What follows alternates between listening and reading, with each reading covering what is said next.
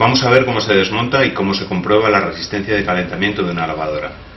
Las herramientas que necesitamos son un destornillador Torx para soltar la tapa posterior, una llave Stecker de 10. La llave Stecker es una llave de vaso hexagonal que nos sirve para soltar la tuerca de la resistencia, un destornillador plano un poquito grande para hacer palanca y un tester o multímetro para comprobar si la resistencia está bien o está mal. Vamos a buscar la resistencia por la parte posterior de la lavadora y siempre en la parte de atrás abajo. Es posible que la resistencia en alguna máquina la tengamos por debajo y no la veamos a la primera, pero es fácil encontrarla. En nuestro caso vamos primero a desmontar la tapa posterior quitando los tornillos.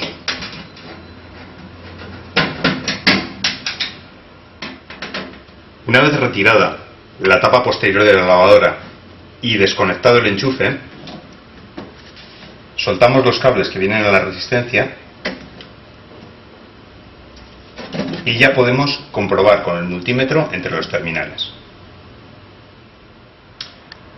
Con la ayuda del tester o multímetro vamos a medir dos cosas. 1.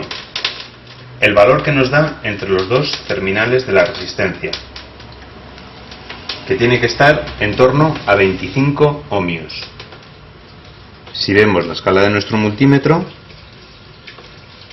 estamos en por 10 y un poquito por encima del 2, con lo cual el valor de la resistencia es el correcto.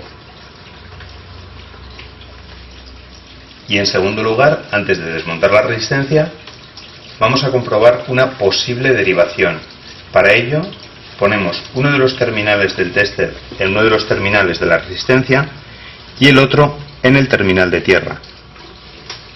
Rozando un poco, tenemos que observar que la aguja no se mueva. Si se moviera, aunque fuera un poco, la resistencia estaría derivada.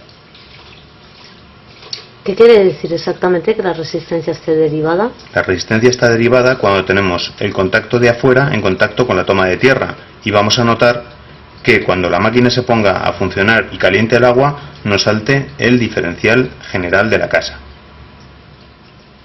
Tras la comprobación con el multímetro, si necesitamos desmontar la resistencia, con la ayuda de una llave Stecker o con una llave de 10, soltamos el tornillo central haciendo que la goma que comprime la resistencia en su sujeción la libere. Ahora, con la ayuda de un destornillador grande, hacemos palanca y sacamos la resistencia de su posición.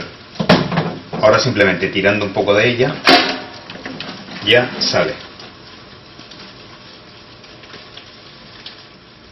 Antes de colocar la nueva resistencia debemos limpiar el asiento donde iba colocada la vieja y darle un poquito de aceite, un poquito de grasa para que la junta de la nueva resbale correctamente y nos quede bien fijada. Ahora debemos prestar un especial cuidado porque generalmente la resistencia o lleva una pieza en el interior de la cuba que la sujeta, o como es nuestro caso lleva el termostato que tiene que ir cogido a la misma resistencia. Entonces, cuando la colocamos tenemos que ir o bien mirando o bien al tacto, buscando dónde tiene que ir colocada la resistencia. Una vez hecho eso, haciendo un poco de presión, ya entra la resistencia y simplemente con la llave Stecker apretamos la tuerca central y esto va a hacer que la junta se ensanche y que ocupe el hueco que tenía, cerrándolo herméticamente para que no se escape el agua. Una vez que la hemos colocado, simplemente volvemos a conectar los terminales en la posición en la que iban y el terminal de tierra. Y con esto tendríamos colocada la nueva resistencia.